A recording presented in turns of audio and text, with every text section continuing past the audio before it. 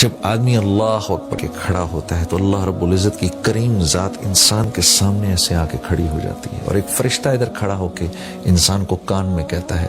اگر تو اس وقت دیکھ لے کہ تیرے سامنے کون سی ذات کھڑی ہے تو قیامت تک تو سلام نہ پھیرے، اگر اتنی زندگی ملے تو اللہ پاک فرما رہے میرے بندے جب میرے سامنے کھڑے ہوتے ہیں ساری کائنات ان کو بھول جاتی ہے۔ اچھا، خشوع و خضوع، میں ایک دفعہ ہمارے بڑے بزرگ ہیں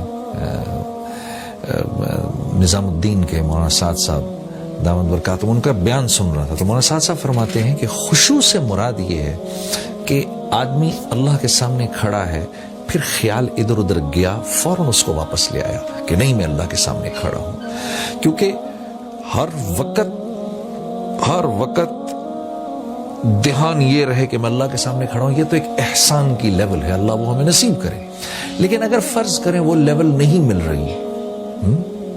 کہ اللہ کے نبی کا ارشاد ہے نا کہ اللہ کے سامنے اللہ کی عبادت ایسے کرو، نماز ایسے پڑھو اللہ کے سامنے جیسے اللہ کو دیکھ رہے ہو،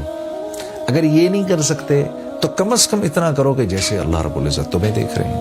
تو میں مولانا سعد صاحب کا ایک بیان سن رہا ہوں، اس میں مولانا فرما رہے کہ خشوع اور خضوع سے مراد کیا ہوئی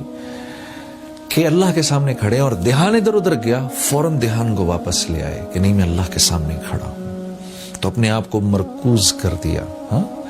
ورنہ تو اللہ کے نبی کا جو ارشاد ہے، جو احسان کا درجہ ہے، اللہ وہ ہم سب کو نصیب فرمائے کہ اللہ کی عبادت ایسے کرو جیسے اللہ کو دیکھ رہے ہو، اگر ویسے نہیں کر سکتے تو پھر ایسے کرو جیسے اللہ رب العزت تمہیں دیکھ رہے ہیں۔ تو کم از کم درجے میں ہم یہاں تک پہنچیں، پھر اللہ نے چاہا اللہ سے دعا کرو اے اللہ، جیسے اللہ کے نبی صلی اللہ علیہ وسلم فرمایا کرتے تھے کہ نماز میری آنکھوں کی ٹھنڈک ہے، اللہ نماز کو ہماری آنکھوں کی ٹھنڈک بنا دے۔